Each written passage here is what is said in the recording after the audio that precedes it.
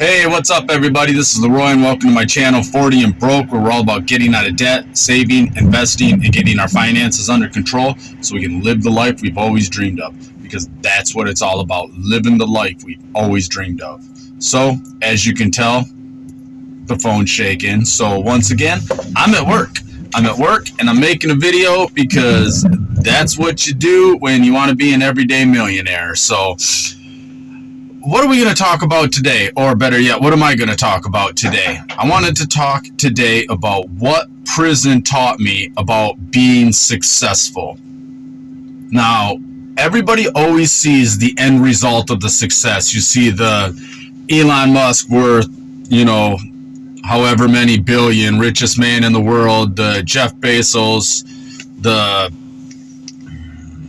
whoever, whatever. You know what I mean. You see the end result. So what you don't see is the time that was put into doing that. You don't see Elon Musk working in his office 23 hours a day, sleeping in the office. You don't see the Les Browns who wanted to be, a radio DJ and a motivational speaker. You don't see him sitting in his mirror talking about, I'm the best, I'm the greatest, I'm this, that, just practicing everything he's saying, constantly practicing, just waiting for that opportunity to come.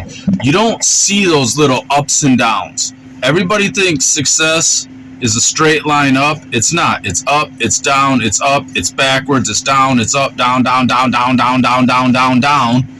And then down some more when you think you've hit rock bottom, you don't think you can go any further. Of course, that's just a little ledge and you get knocked down further, but then you start climbing back up. You just slowly start climbing your back up, way back up, and eventually you're back up here to the top. So, 2 minutes into it, what did prison teach me about success? It taught me just that success comes in small increments. When I first started working out, I couldn't do a pull-up. And then I got to the point where I remember I did a bet with a guy when I was at Marquette, and that was probably the peak of me doing pull-ups. Pull-ups were my thing. And I could just bust them out. So he bet me. He made some comment about pull-ups, and I'm like, dude, I don't care what you do. I will double the amount of pull-ups you do. I will bet any amount of money. I'll bet any amount of money on it. So I don't know, he bet me like $20 that I could not double the amount of pull-ups he did. And I said, look, if you do little half-ass pull-ups like this, where you're not even extending fully down and all the way up, I'm going to count the same thing as a pull-up. He's like, whatever, you can't do it. So I think his first set of pull-ups, he did like 30-something. And then, of course, I doubled it, and I stopped as soon as I doubled it, and I kept doing this and kept doing it. I ended up winning his $20.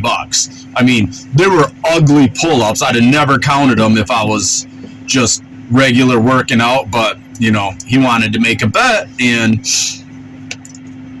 so I won that bet. But the whole point of that was I went from not being able to do a pull-up at all to, doubling what everybody could do. I remember a guy being like, dude, your back looks like this, holy cow, because that was my favorite thing to do, were pull-ups. And then running. When I got up to Marquette, I was not a runner. I did not like running. I could not run that well. And I was hanging out with a guy, and we ran one time on the yard, and he said, you're my workout partner now. We're going to run. You're my running partner. So I got to the point where I was barely making it around the track for a mile, to the point where I was running 1 mile in under 5 minutes, consistently running like a 4:30, 4:40 mile. And I would hold this, I would sustain this pace for 5 miles. And that's just that thing where I started down here, little steps. I just kept going. I kept going. When I wanted to give up, I kept going, and I made it up here. So another thing was I rode out when I was at level 5, the maximum security, it was all calisthenics. Very little, you had some machines, but no free weights. I went down to a level 4, which is still a high security, but they had free weights. So I remember I started working out with a guy, and I got to the point where my max on the bench was 225 pounds. I could do it one time, not much else, you know. And I was never able to break that 225 the whole time I worked out with him. And I tried. I could never hit 235. It was always 225. That was all I could get. So it was like a plateau for me. Well, then I started working out with this guy, and he claimed to be an Army Ranger, so his workouts were very intense, and they were all calisthenics. We didn't do anything in the weight room. And so we did all calisthenics, but it was all body weight.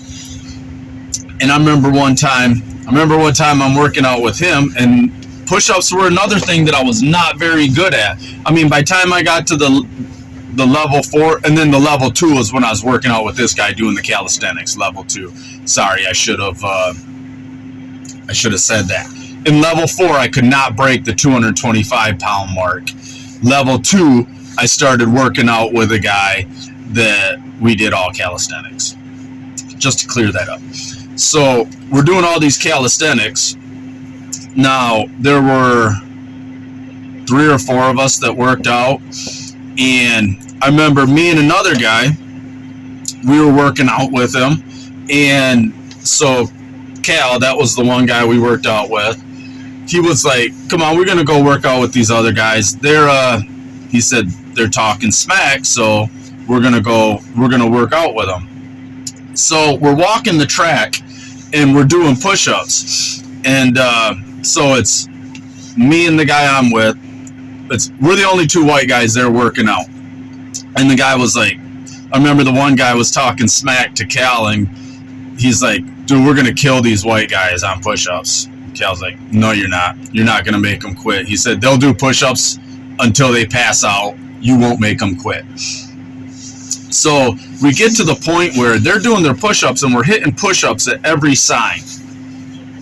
We get one of the guys comes off his work detail that hangs out with that other crew, and he falls in with us. Well, we're doing our push-ups, and we've got to do our push-ups slow, otherwise we're going to pass the other group that has Cal in them. And Cal's getting mad at the guys doing the push-ups with him, because he's like, dude, you guys need to pick it up. My proteges are about to pass me, and I can't have that. If I have these guys passing me, that's bull.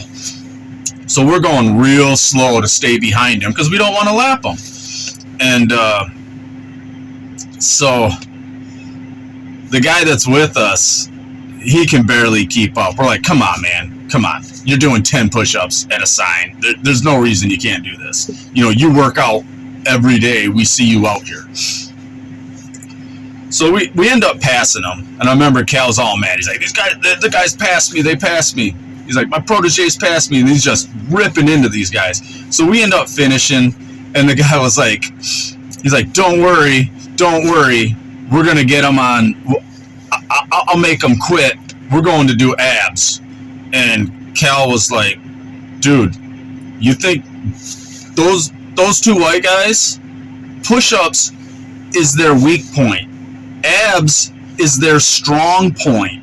And they just passed us on your push-up routine. So he's like, there's no way you're killing them on abs. There's no way. The guy's like, just wait and see. So we're doing all these workouts. And mind you, we got their one guy with us. He's in with me and the other guy. So we do, the first rep was like 50 reps. You were holding on to the picnic table, and you had to lift your legs up, something like that, some sort of leg lift. Well, the guy's like, oh, you're doing them wrong.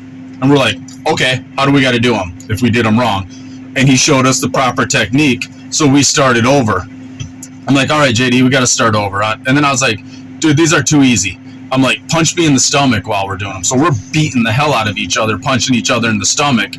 The guy that was working out with us, after we said, hey, dude, come on, your turn. We're not going to hit you in the stomach, but you got to redo your set. We did them wrong. He's like, I ain't redoing nothing. I'm like, dude, we did them wrong. You got to redo your set. He's like, I'm done working out with you guys. You guys are freaking crazy. So he went out and worked over with the other guy, and I'm just like, hey, all right. But working out with Cal, what that gets me to is back to the success. I stopped working out with Cal because another kid that I hung out with wanted to go into the weight pit. So I'm like, all right, I promised one of my other buddies when he rode out I'd look after this kid. So we went into the weight pit. First day in the weight pit, he wants to do chest. So I'm like, okay, I know I can warm up with about 185. I put that on there. I busted out like 15 sets. Then I'm like, 195, boom, 225, 10 sets, or 10 reps. And then I got all the way up to like 265 pounds. And I managed to do it 3 times. And I was like, oh my God, 265 pounds on the bench 3 times after I had already worked my way up sets of 10, 12, 10, 8, 6, 4, up to 265. So it was crazy. So I built up to that point. So what I want to say is success is just like that. You don't get knowledge overnight. I probably read thousands of books in prison. That's no exaggeration. Thousands of books. Thousands. And the knowledge I have, I've got a bunch of knowledge in my head. A bunch of it's worthless, and I'm able to pick up facts and remember them easily. But I read thousands of books and on various subjects. So I'm basically like a jack of all trades, master of none when it comes to knowledge. But success is just like that. It takes small increments and you build your way up. It just doesn't happen overnight. So when I see stuff where people are upset because they don't have that instant success, you're not going to get instant success. Instant success doesn't happen. What happens with instant success? There is a quick downfall. And you see that with lotto winners. You see that with sports players, athletes. You see that with people that get quick money, inheritances. Quick money means a quick downfall. And success, it comes in increments. And it's up, down, up, down, up, down, up, down. And then all you got to do is just every time, even if you're coming this way, you're still moving forward to eventually get up to here. So there you go, everybody. Like I sail. I don't know what the hell I'm talking about. Like I say, if you're going to fail often and fail forward. So that is the way to success.